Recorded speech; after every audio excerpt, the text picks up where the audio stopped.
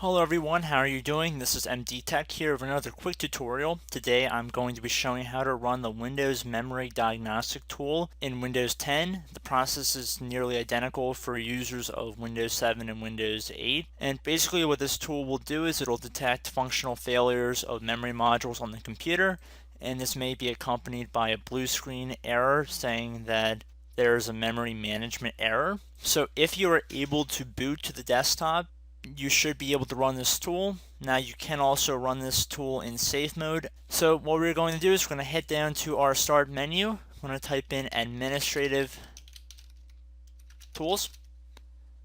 We want to open that up. Now at the bottom of this list here, we see we have a Windows Memory Diagnostic item. We want to double click on that. Now we're going to get this little pop-up saying check your computer for memory problems. We want to left click on restart now and check for problems, which is recommended. Now give this tool a little bit of time to run. Generally it should not take very long, but I will be back once this is done running.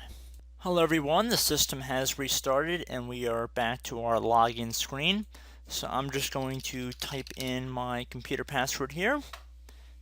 Now once we're back in the computer, if you want to see the log files from the diagnostic tool, we can just go and type in event viewer.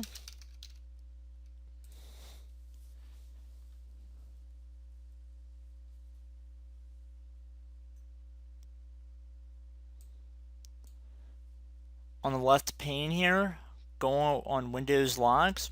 I'm going to go under System, and we can see we have a log file of the Windows Memory Diagnostic tool. And if we double click on that, we can see under General Details that come up that the Windows Memory Diagnostic tested the computer's memory and detected no errors. So I hope this tutorial helped you guys out, and I will see you in the next video. Goodbye.